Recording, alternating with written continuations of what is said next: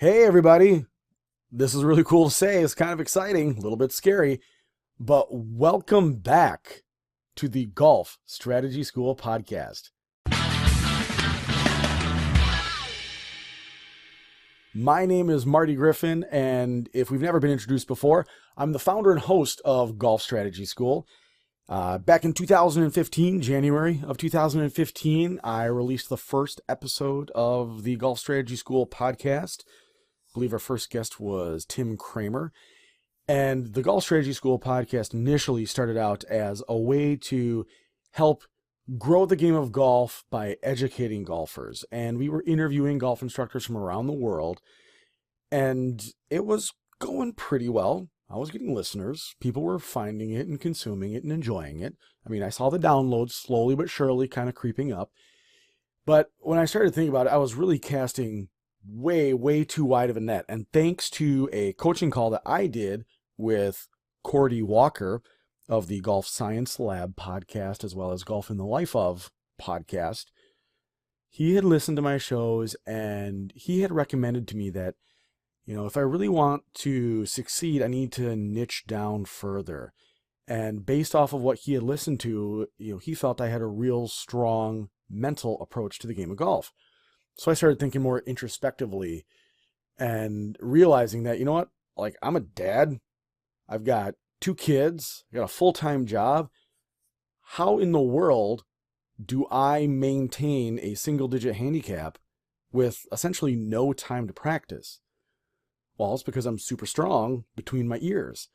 And so I made that shift and I started focusing more on the mental side of the game. And boom, we saw an immediate increase in popularity of the podcast. We all of a sudden became a top 50 golf podcast in iTunes, which was awesome. Then kind of out of nowhere, we crept up to top 10, which was fantastic. I was getting messages from my buddy Jeff Pellizzero of the 18 Strong podcast. It's how are you getting this traction? How are you rising up the ranks so high? And I just kind of shrugged. I'm I don't know what I'm doing anything different. I mean, I've kind of focused down a little bit more. Then I got one of the coolest emails of my entire life. Mike and Frank from the Golficity podcast sent me an email. Dude, what are you doing? And I just kind of gave that same generic answer. I'm just kind of focused down a little bit more. I don't really know why. What do you mean? They sent me a screenshot of their iTunes. They had typed the word in golf, and under podcast, the number 1 result, Golf Strategy School. It was one of the coolest things I had ever experienced. Of course, I took a screenshot. I downloaded the screenshot they sent me. I ran out to the living room, grabbed my kids, swung them around 100 times, which really irritated my wife because we were getting to be about bedtime. So I just riled them up like crazy. But, number 1 golf podcast in iTunes. And I was just shocked. It didn't last for long because of the way they do their algorithms and things. But it was really cool. I was steadily a top 10 podcast. But I would always be putting out these kind of calls to action to my listeners. Hey, send me what you're struggling with most so I can feature your problem on an episode of the podcast. Or heck, would you be interested in having a coaching call that we put out as a podcast episode? And I was shocked at what little response I got. Most of the time, 0 response. No emails, nothing. A few times I would get people that would kind of ping me on Twitter and say, oh, well, no, this is kind of my problem. It was always counted on one hand. I think 5 is the most feedback I ever got from one of those calls to action. So I started thinking to myself, how can I be this top 10 podcast and still have such little kind of interaction with my audience?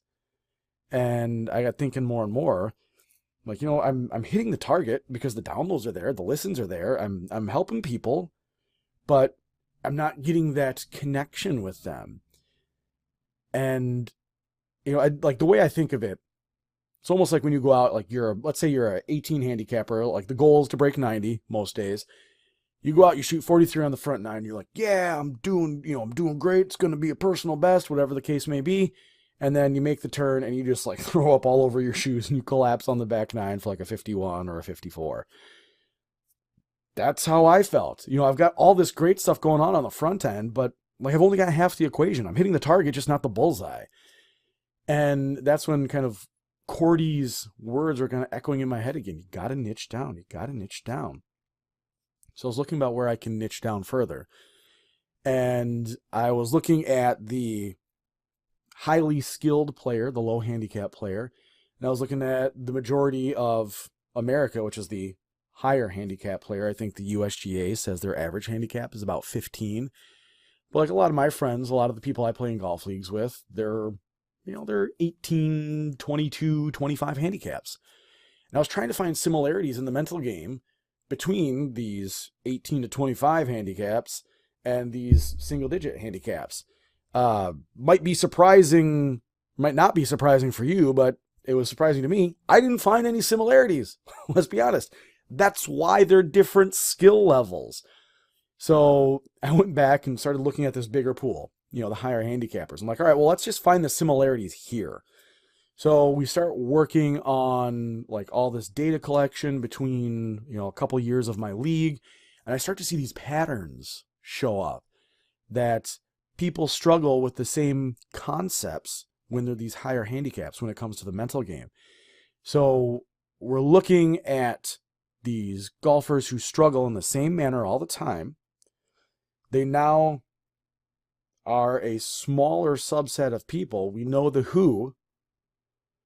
I know the how. I've interviewed 50 different golf instructors from around the world.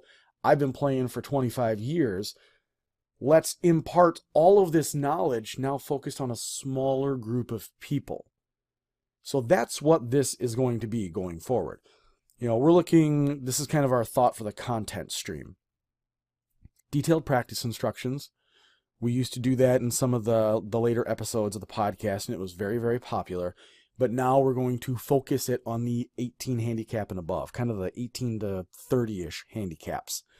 We're going to look at instructor interviews still, but again, kind of with those higher handicap glasses on. And then this is where you may not realize it, but you actually have a huge and pivotal part in the success of this podcast.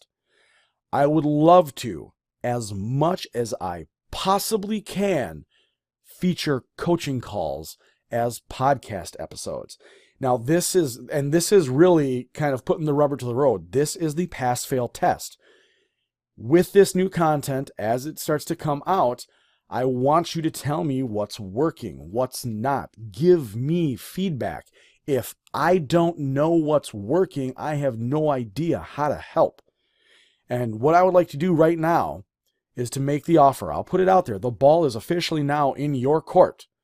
My email address is Marty, M-A-R-T-Y, at golfstrategyschool.com. Tell me what your handicap is and what you're struggling with. That's all I need. If you're willing to be someone who actually comes on the show as a guest that I can interview and someone that I can do a coaching call for, let me know. I try to think about, from the podcasting standpoint, if I had someone who had interviewed like the 50 best podcasters and they said, hey, would you like a free coaching call? I'd run through a wall for it. I'd email them. I'd call them. I'd say, when is it? Is it 3 a.m.? I'll be awake. I'll drink a whole pot of coffee before then to make sure that I am engaged and ready to go. So that is the offer that I'm making to you. If you are willing to, it's 100% ball in your court. If you're willing to come on the show as a guest to get a free coaching call, my email address is Marty, M-A-R-T-Y, at golfstrategyschool.com. Just let me know, and I will do this as much as humanly possible. Now, one of the things that is hugely important with golf, just like it is with everything else in life, is to set goals. My goal is to get to that 10,000, 20,000, 40,000, 80,000 downloads per episode level. The big guys in the golf podcasts, they're doing that. That's my goal as well. Now, can this offer exist going forward like that? Probably not. So if we're 6 months down the road and the podcast is blowing up again like it has in the past, I probably won't have as much time to dedicate to these coaching calls for free. So get in now while they're free, and so I can make sure that I'm helping you with your game. If you don't want to be an episode of the podcast, not a problem. Just tell me what your struggle is. Give me your name, give me your handicap, give me what your biggest struggle is, and we can do a whole episode around your issue. I'm still helping you in that fashion. But this is where the success really does kind of fall in your court. Marty at Golf Strategy School. Let me know what you're having a problem with, and I really, really, really want to help you with that. So that's one of the ways that we're going to be delivering the content going forward. So in the coming weeks, you're going to see content start to come out like this. I've already written a couple new articles, put them on the website. Again, focusing on that kind of 18 to 30-ish handicap people. And I'm going to go through all of my back catalog, all of those 50 or so interviews with golf instructors from all around the world. I mean, we're talking from Oregon to Australia that I've interviewed people. Put it into a little bit more perspective. Since 2017, we've had downloads from over 105 countries. Now, keep in mind, I haven't published any new episodes in a year and a half. That's like September of 17. The information is out there. It's good, but I want to refine it for you even further to make it more useful for that everyday kind of average weekend golfer. So if you like this, make sure you subscribe. For everybody who's been with me since January 15, holy smokes. Thank you so much for hanging in there with me. For those of you who are new to the show, thank you so much for listening. For all of you who are listening, regardless of your handicap, make sure you're staying engaged with the show. You know, if you're a 15 handicap, does this mean that you're not going to learn anything? No, there's going to be plenty of stuff that you can learn. If you're a single digit handicap, does it mean you're not going to learn anything? Well, it might not be anything that's earth-shattering to you, but it'll be a good reminder of kind of those best practices to make sure your fundamentals, your foundation is really, really solid. So just let me know what that biggest struggle is. Marty at golfstrategyschool.com, as well as your handicap, and whether or not you would be willing to come on the show as a guest for a free coaching call. And I would be happy to help you.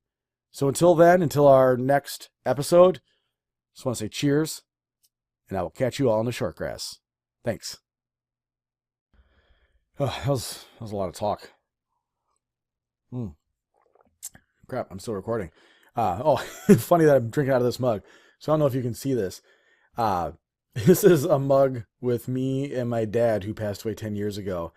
God, probably 1997, 1998. You can see scraggly, scrawny me on one side, and then my dad in his John Stockton level short shorts on the other side.